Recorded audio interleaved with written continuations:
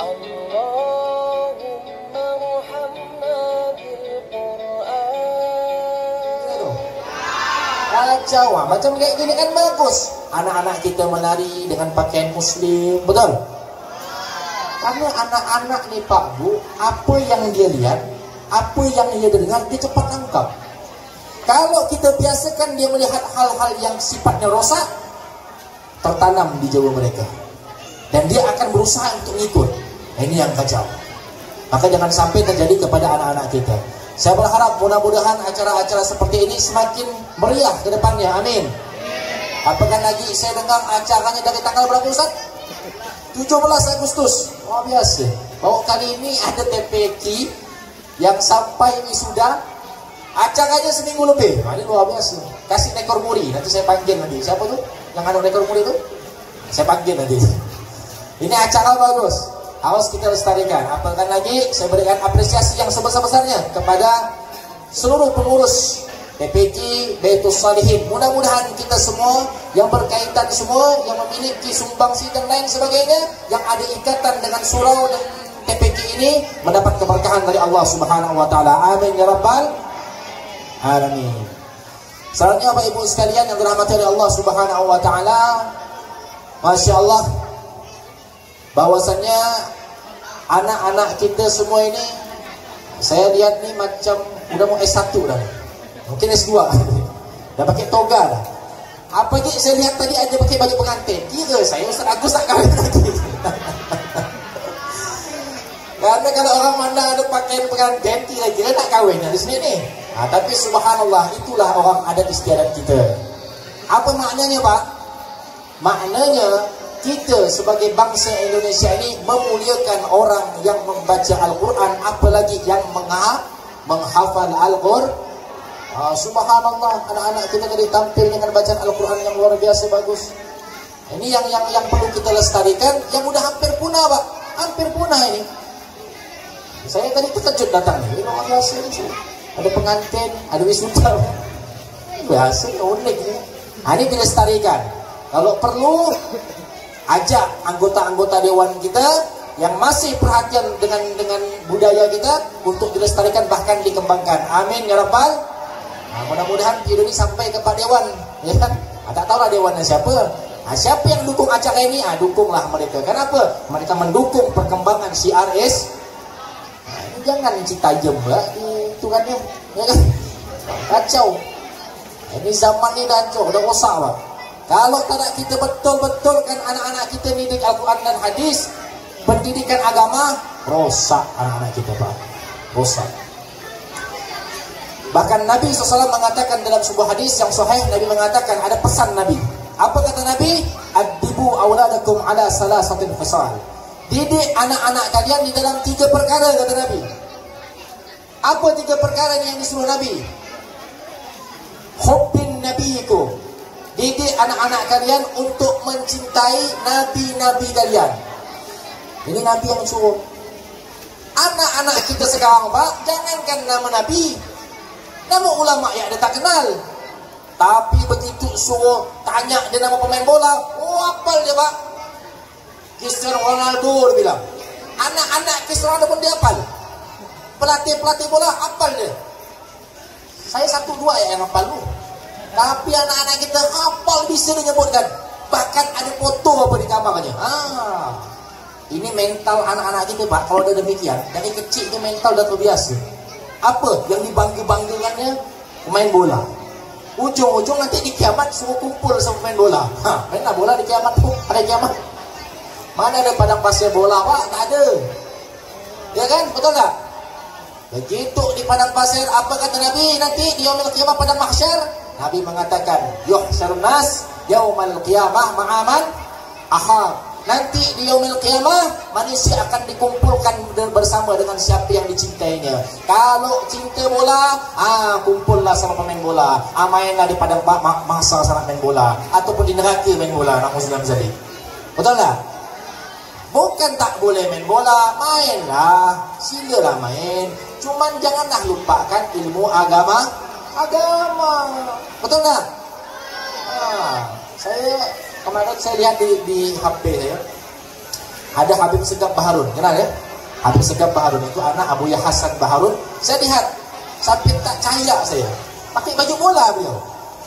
Pakai baju bola, ternyata beliau olahraga juga, main bola, tidak masalah. Tetapi dia didik anak-anak santrinya luar biasa. Bagaimana didikan beliau. Sekarang Darul Kawan Dakwah itu udah 14.000 santrinya. Masya Allah. Nah, begitu caranya. Silakan ikut mode fashion, tapi yang tidak bertentangan dengan syariah. Nah, anak-anak kita silakan nari, silakan mereka untuk berdendang dan sebagainya, tetapi dengan pakaian busana muslimah. Sehingga apa? Ada contoh yang baik untuk anak-anak dan generasi kita di masa yang akan datang. Betul? Selanjutnya, hubbin nabiyikum, cinta kepada Nabi. Wa hubbi ahli baitihi, dan cinta kepada keluarga-keluarga Rasulullah dan sahabat-sahabat Nabi Muhammad sallallahu alaihi wasallam. Ajarkan kisah para sahabat, kisah para tabi'in, kisah Imam Syafi'i, kisah Imam Hanafi, Imam Maliki, imam-imam mazhab, sehingga tertanam di dalam hatinya bagaimana ulama-ulama dulu perjuangan, Pak. Kita sekarang enak tinggal merasakan nikmatnya Islam. Dulu orang-orang dulu dia berjalan, saya punya guru itu pernah saya dengar beliau berjalan dari Somalia itu pakai kapal, Pak, melewati dari satu perairan ke perairan lain. Dia bilang apa? Kanan kiri buaya. Bayangkan, guru-guru kita dulu dari Hadramut, dari Yaman sana, turun, tinggalkan anak bini, datang ke negeri Indonesia. Untuk apa? Untuk menyebarkan Islam dan menyampaikan kalimat la ilaha illallah. Begitu berat orang-orang dulu, Pak, sampai mengorbankan segalanya. Nah, sekarang kita tidak ada yang perlu dikorbankan, hanya untuk menjaga. Jangan sampai tradisi seperti ini hilang di telan bumi. Selanjutnya, wa hubbi qiraatul Quran. Nah, ini yang penting. Didik anak-anak kalian supaya bisa cinta dengan Al-Qur'an. Nah, ini bukti kita cinta dengan Al-Quran. Kita adakan wisuda khatmul Al-Qur'an. Nah, anak-anak kita pun sudah siap dengan toganya, tinggal nanti di wisuda. Nah, tak tahulah Ustaz Agus mau kasih SPD ke tak ni. Boleh Ustaz, kasih apa, piagam, ya kan? Biar senang anak-anak kita ini. Dan disitulah kita mensyiarkan agama Islam, mensyiarkan Al-Quran. Kalau boleh saya balik masukan ke depan, mudah-mudahan TPQ Baitul Salihin ini juga bisa membuka tahfizul Quran. Mudah-mudahan saya doakan. Apalagi tadi kata Ustaz Samawi, insyaAllah tanah udah ada Ustaz ya. Mudah-mudahan bisa bangun pondok pesantren. Jadi ketika anak-anak kita selesai, dia tak bingung mau kemana, silakan teruskan ke pendidikan pondok pesantren Baitul Salihin, insyaAllah. Amin ya Rabbal. Ini yang saya harapkan untuk lembaga TPQ Baitul Salihin bisa berkembang ke depan, bukan hanya TPQ tapi berubah menjadi pendidikan pondok pesantren. Alhamdulillah. Ini subhanallah nih, dengan adanya hujan nih berkah. Ini berkah. Malam ini acara kita berkah. Asal jangan sampai pas saya turun hujan ya tadi. Alhamdulillah datang sini tak kena hujan ya. Udah sampai ini daman, mau hujan 2 jam 3 jam tak masalah. Apalagi suaranya rusak. Jadi ajarkan didikan anak-anak kita dengan Al-Quran. Apa kata Rasulullah? Iqra'ul Quran fa innahu ya'ti yaumal qiyamah syafi'an di ashabi. Kata Nabi, katakan baca Al-Quran, didik anak kalian dengan Al-Quran. Fa innahu ya'ti yaumal qiyamah syafi'an li ashabi. Karena Al-Quran nanti kita akan merasakan manfaat Al-Quran kapan? Di padang mahsyar. Saat tidak ada lagi yang bisa bantu manusia, saat itu Al-Quran bertanya, man ahlul Quran. Dan pada saat itu dikisahkan kesannya begitu susah, masing-masing umat pergi menghadap para nabi-nabi. Karena apa? Itu baru di padang mahsyar, Pak. Saking beratnya itu, merasakan bahawa matahari begitu dekat, tak mampu lagi. Semua minta syafaat. Dan syafaat Al-Quran khusus bagi mereka-mereka yang mampu baca Al-Quran. Kata Nabi SAW, ya'ti yawmal qiyamah syafi'an li ashabi. Nanti Al-Quran akan menjadi sahabat, dia datang kepada ahli Quran itu, Pak. Masya Allah. Dan apa hubungannya ahli Quran dengan anak-anak kita? Nah, apa kata Nabi dalam hadis sahih? Iza mata ibni Adam inqata amaluhu illa min salas. Kalau udah mati anak Adam, putus amalnya. Ini hadis banyak disalahartikan oleh orang-orang yang tak tahlil. Dia bilang kalau orang udah mati selesai, dia bilang. Itu hadisnya dia bilang, iza mata ibn Adam inqata amaluhu. Kalau mati anak Adam, putus amalnya. Buat apa ditahlilkan? Ini orang bodoh bala kalau bahasa Pontianak. Kenapa? Karena hadis itu khitabnya kepada mayit. Maknanya Nabi mengatakan iza mata ibni Adam inqata amalu. Kalau anak Adam sudah mati, ada seseorang yang mati, amalnya terputus. Amal mayit yang terputus. Mayit tak bisa baca Quran lagi, betul? Mayit tak bisa baca tahlil. Mayit tak bisa baca salawat. Maka yang terputus amal mayit. Kita yang masih hidup sampai dah amal kita. Sampai. Ini jadikan dalil untuk nolak tahlil. Merayau. Banyak tu pak saya temukan. Macam ni, ini hadis sahih dia bilang. Mata ibn Adam inqata amaluhu dia bilang. Ujung-ujungnya saya temukan pak, banyak yang paham seperti ini. Bapaknya meninggal tak mau didoakan. Ada saja mata kepala seseorang. Kata dia bilang percuma, dia anggap kayak kucing bapak mati. Allahu akbar wa ilham. Kacau tak ni? Kacau. Maksud hadis ini, orang kalau sudah mati, amal terputus. Adapun kita yang hidup, mendoakan orang yang mati. Menurut Ibnul Qayyim Al-Jauzi, murid terbaik Imam Ibnu Taimiyah, ini imam-imam mereka ni, mengatakan, orang kalau sudah wafat, kita doakan pahala yang kita bacakan sampai. Ibnul Qayyim Al-Jauzi, murid daripada Imam Ibnu Taimiyah. Imam-imam mereka ni, mengatakan hal demikian. Apakah lagi imam-imam kita? Pasti, sampai pahalanya. Saya mengutip imam-imam mereka saja yang mengatakan demikian, bahawa sampai pahala seseorang yang mendoakan orang yang telah wafat.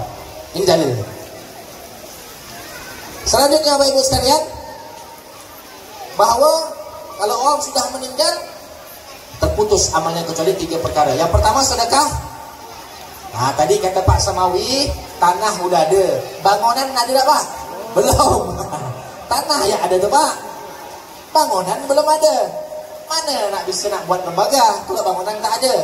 Kalau kita mau coba dikoordinasikan, ya kan, dengan saudara, apalagi para alumni Baitul Salihin, betul-betul mau buat, tanah sudah ada, tinggal bagaimana cari dana. Sedekah jariah.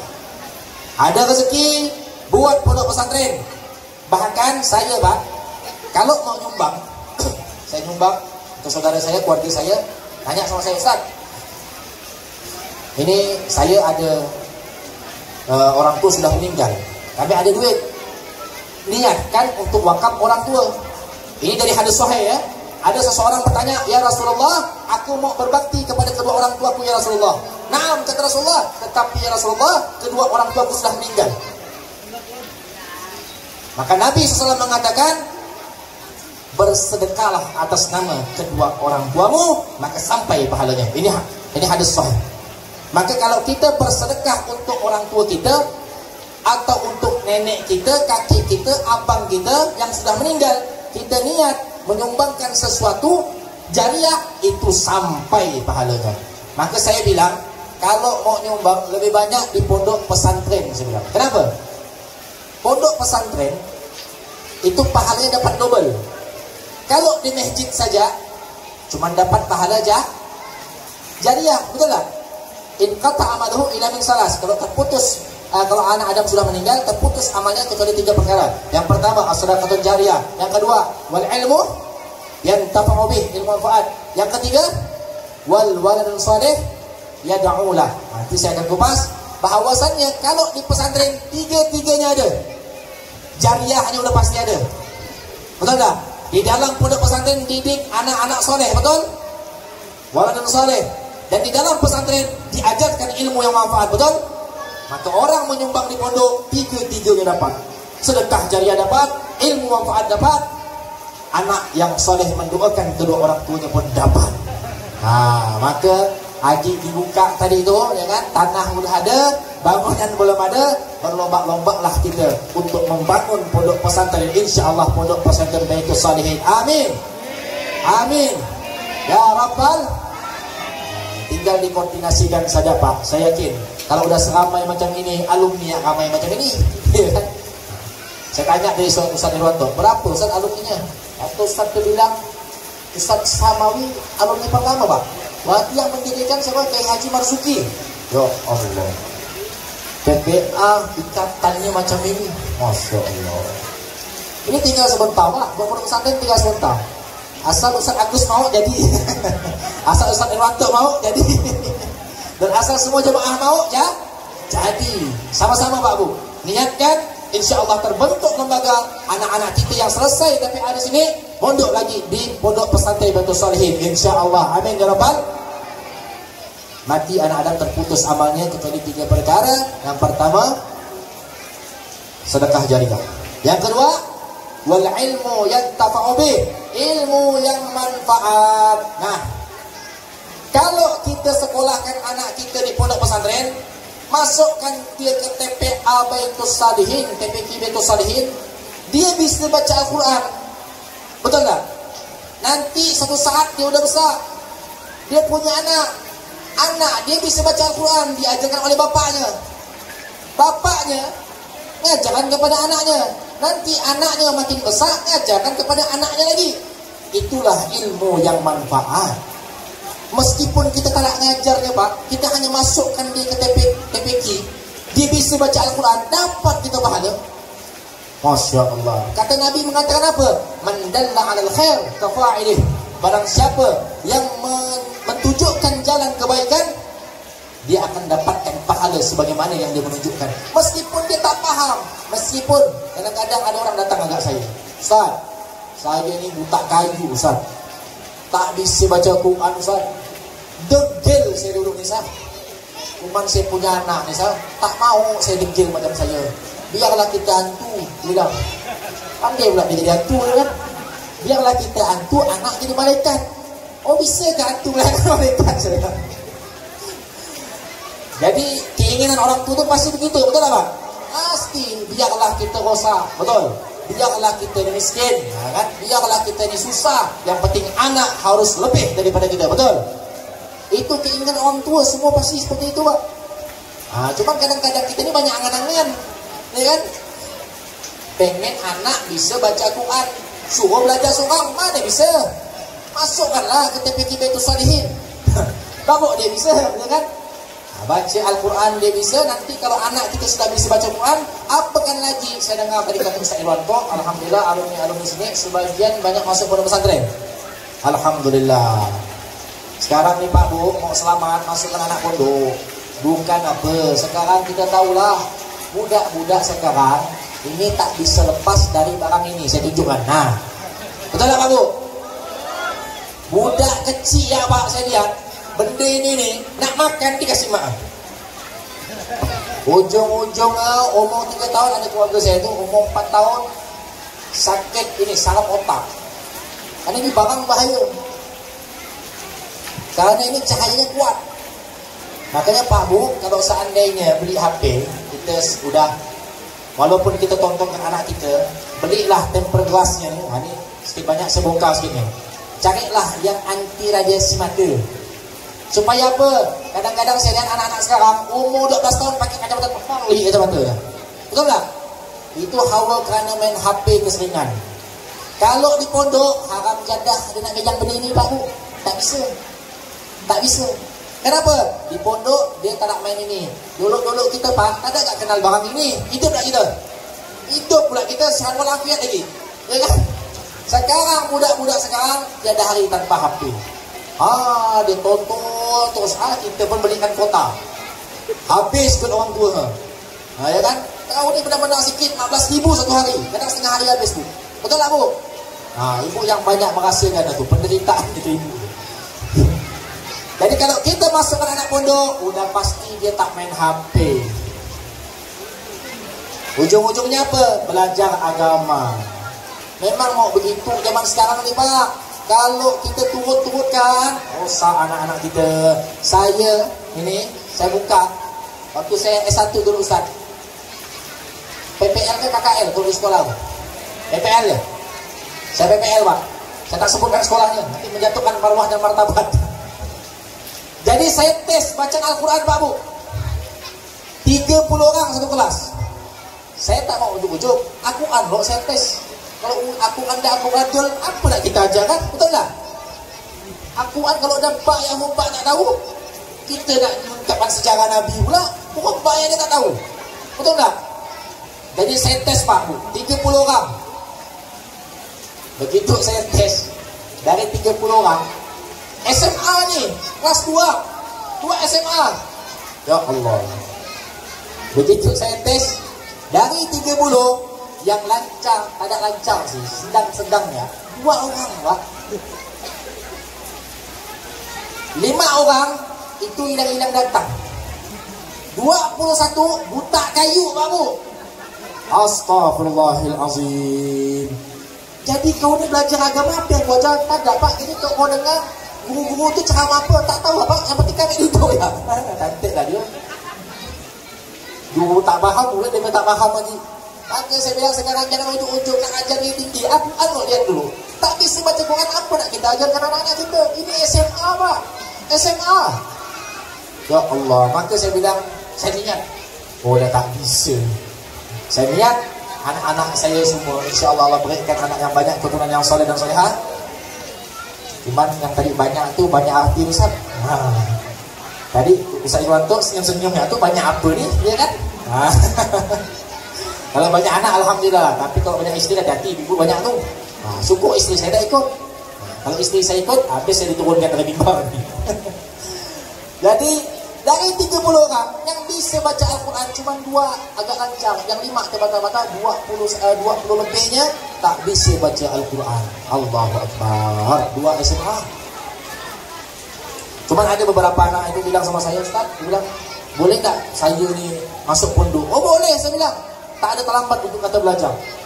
Tak ada terlambat untuk kata belajar. Mumpung Bu, Pak Bu, masih anak kita kelas 1 sanawiyah, ya kan? 2 sanawiyah atau 2 SMP. Kalau kita punya rezeki, masukkan ke dalam pondok pesantren. Niatkan untuk apa? Kalau kita mati, dia faham agama, dia bisa ngajarkan lagi ke orang-orang lain.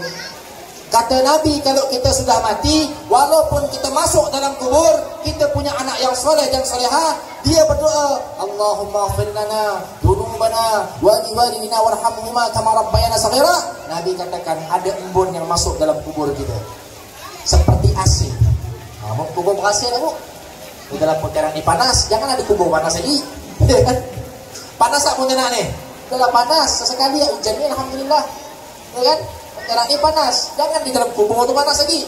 Kalau kita mau sejuk dalam kubur, didik anak-anak kita dengan Al-Quran. Sehingga kata Nabi, seperti embun yang masuk ke dalam kuburan kita, ada penyejuk di dalam kuburan kita. Itulah doa anak-anak yang saleh dan salehah. Jadi singkat cerita, saya tak perlu berpanjang lebar. Itu saja yang saya inginkan. Mudah-mudahan nanti diundang lagi Baitus Salihin ke depannya, sudah menjadi diundang di pondok pesantren Baitus Salihin. Amin ya rabbal. Nah, ini pun harus dengan dukungan Bapak, Ibu, keluarga, semua masyarakat. Kita niatkan Pak Bu, bahwasanya kita yang berlomba-lomba untuk membangun pondok pesantren ke depannya. Kalau kita sudah mati, jariah tetap kita dapatkan. Berapa banyak anak yang mondok di pesantren, terus mengalir pahala kita. Walaupun kita sudah masuk ke dalam kubur, bahkan kita sudah menjadi menyatu dengan tanah, tapi terus pahala itu masuk ke dalam kubur. Maka tinggal diwujudkan apa impian Pak Samawi. Mudah-mudahan niat-niat yang soleh di antara kita semuanya Allah kabulkan. Allah sampaikan hajat-hajat dunia kita dan akhirat kita. Dan terakhir, marilah kita mengangkat tangan berdoa kepada Allah Subhanahu wa taala. Mudah-mudahan doa saat hujan itu salah satu doa yang dikabulkan oleh Allah Subhanahu wa taala. Mudah-mudahan doa kita akan dikabulkan oleh Allah Subhanahu wa taala. Saya berdoa pakai bahasa Indonesia.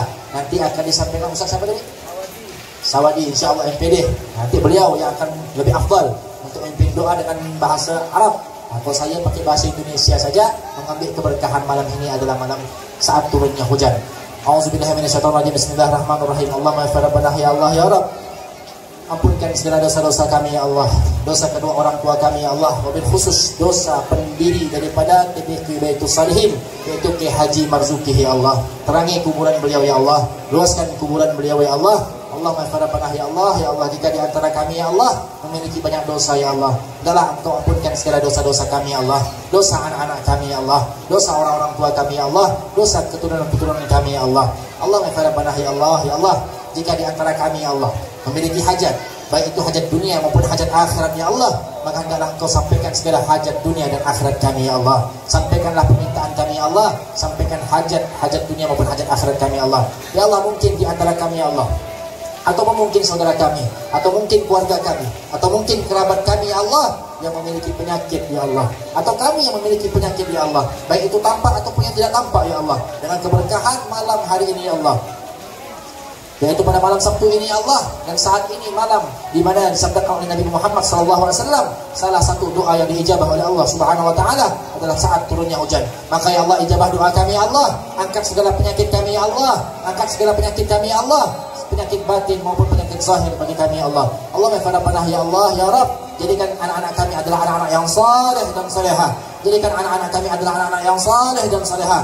Jadikan anak-anak keturunan kami adalah anak-anak yang saleh dan salehah. Dan jangan Kau matikan kami Allah, jangan Kau matikan kami Allah, kecuali kami mati dalam kalimat mengucapkan kalimat la ilaha illallah Muhammad Rasulullah SAW, dan wafatkan kami dalam keadaan husnul khatimah.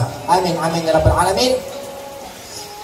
Demikian yang dapat saya sampaikan, mudah-mudahan apa yang saya sampaikan bermanfaat, khususnya bagi diri saya sendiri dan bagi saudara-saudara sekalian. Dan mudah-mudahan apa yang kita inginkan dan ingin kita wujudkan yang bersama, mudah-mudahan disampaikan oleh Allah Subhanahu wa taala, dan apa yang menjadi hajat kita semuanya, hajat dunia dan akhirat, disampaikan oleh Allah Subhanahu wa taala. Demikian yang dapat saya sampaikan. Wallahu muwaffiq ila aqwamit thoriq. Wassalamualaikum warahmatullahi taala wabarakatuh.